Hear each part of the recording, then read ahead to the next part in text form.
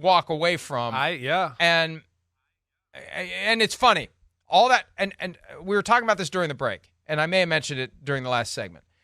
I know that we have to cover all the trade speculation and who's available and who's not. And anytime you hear one of the national reporters say that a team is receiving calls about a player, at least in one part of your brain, wonder whether or not they're using that reporter to get people to make calls. Right. Like, like they're trying to generate a market. They're trying to see what's out there. And I've heard at times when one of the national reporters says somebody's receiving calls, actually they're making calls. But none of it matters until we get through week 8. Because with that win last night, you're not trading to Neil Hunter. Of course and all the not. Kirk Cousins trade talk was all premised on a team that was falling apart. They're not falling apart. They're very much alive at 3-4 after beating the 49ers last night. So even if a starting quarterback on a shortlist contender suffers a season-ending injury this week, they're not trading Kirk Cousins to that team. Not after last night.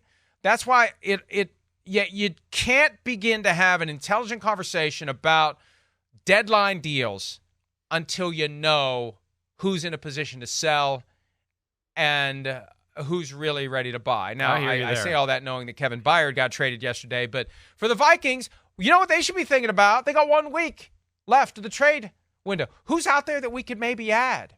Who's out there that could make us better? Who's out there that all of a sudden maybe it pushes us to a higher level? You know the first guy I thought of? Since the Titans seem to be in sell mode, how about Derrick Henry on the Vikings the rest of the way? How would you react? And I'm not saying just you, Chris, you who's listening or watching. How would you react if between now and next Tuesday, the word comes down that the Vikings traded for Derrick Henry? I mean, my first reaction would be, holy friggin' bleepity bleep, bleep, bleep.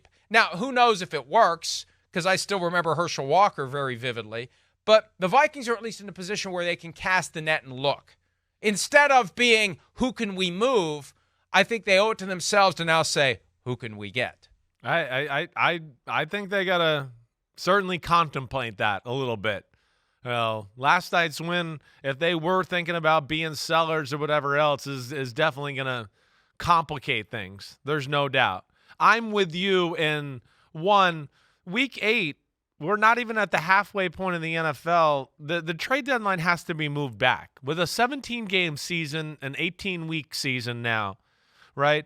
It should be about week 10. I think that would be more of the fair, maybe, trade deadline. And again, I think it would actually be better for the NFL. It'd make it more exciting. And teams like you're talking about, I think we have another 3 games here to kind of let things filter out.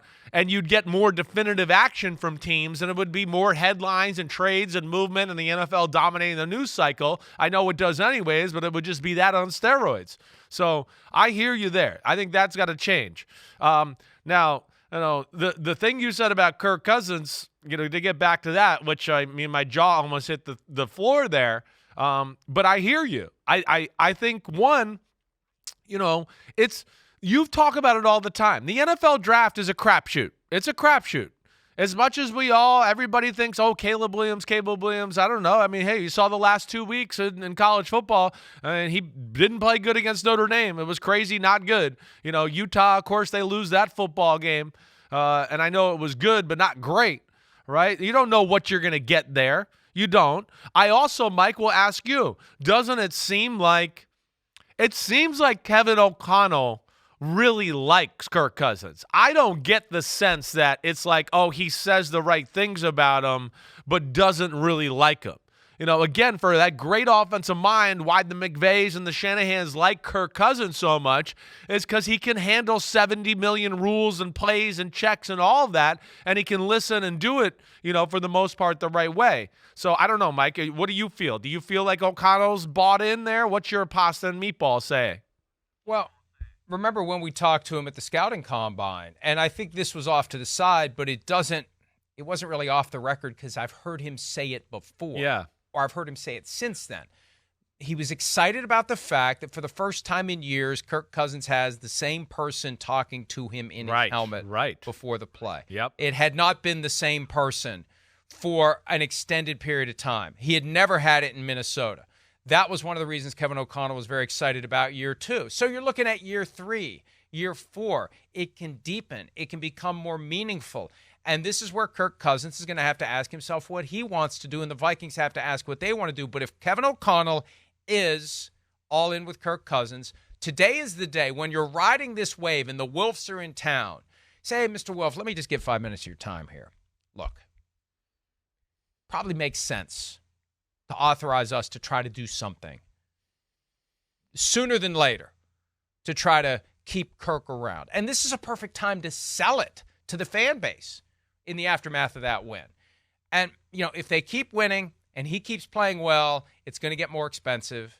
He's going to have more leverage. And the question is, after all the money he's made, how much of his leverage does he really want to exercise? I don't know, and I'm a firm believer in getting everything you can while you can. But a point my son raised last night, and I hadn't thought of this while watching the game. I didn't think about it until afterward.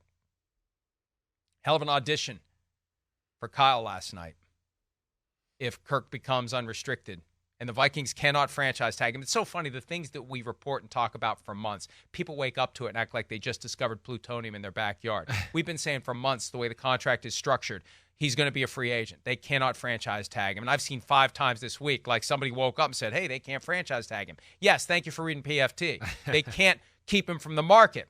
So, Chris, I said before the year, if Purdy stays healthy and he keeps developing, Purdy is the young Kirk Cousins that Kyle Shanahan's been looking for. But Shanahan stood there and watched it last night, what Cousins did. And he saw what Purdy did in the fourth quarter. And I just think it's something to monitor as the rest of the season goes. We got 9 games left for the 49ers, or 10 games left. 10 games left for the 49ers, 10 games left for the Vikings. I don't think we can just dismiss the possibility that Kyle finally tries to reel Kirk in. All the more reason for the Vikings to maybe, dig into the couch cushions and maybe come up with some money to get Kirk Cousins extended. Because the closer he gets to free agents, if he's playing like this, somebody else is going to want him, and that somebody else could be Kyle Shanahan. Yeah, I hear you. I think it's a little too early to go there still. Brock Purdy is, I think, still, got open. Door's open. I hear you. Door wasn't open. I hear you. Door's open. I know what you mean, and we'll see. I think a big part of how Purdy finishes this year, plays these last 10 games and all that, it'll filter itself out. He's not even gonna have to make a decision. Because if it goes back to the way it was, and Purdy, plays well and they win football games, it's going to be right. No decision to be made. Purdy's the guy. He's the new Kirk Cousins going forward, like you said. But if it starts to be like, we saw the last 2 weeks and a little consistently that, again, the Browns game, I know he drove them down late in the game. He played horrible. Last night he played really good, but played bad in the biggest moment. So if it continues to be that, then yeah, we're sitting here week 15 and we're going, man, Purdy's just all over the place and inconsistent, and Kirk Cousins isn't re-signed by the Vikings, then yeah, maybe we got something there. We'll see where it goes. But yeah, if I'm the Vikings right now, with what you're building, I'd be more of like, yeah, I'm one that me, Mike. I'm a believer it's the team anyways, and Kirk Cousins is good enough to win with. He just hasn't quite been a part of that team yet that can position him that way. He's not going to carry the team. We know that. But he's a top 10-ish quarterback, right? In that general area, okay? You just don't throw that away by the wayside for nothing. And if I'm the Vikings right now, I'm sitting there going, like you said, we're 8th in the playoff race right now. We lost to Tampa in week 1, and we really kind of messed that game up. Kind of outplayed them and then, did some stupid things there. But we can still get the 7th seed. Who knows how it plays out? Maybe even better than that. I'm kind of looking like, is there a pass rusher out there? Is there another corner out there? Is there somebody that we can get from a team that might be a seller here this week to improve our football team and continue this thing to go along? Because like you're kind of talking, I'm not going to just throw Kirk Cousins away for, in the offseason, I think we'll trade this, and this to go up and get one of these quarterbacks, and then we hope it all works out. And to me, that's dicey. Hi, it's Mike Florio. Thanks for watching PFT on YouTube. Hit subscribe for the latest news and analysis from Pro Football Talk.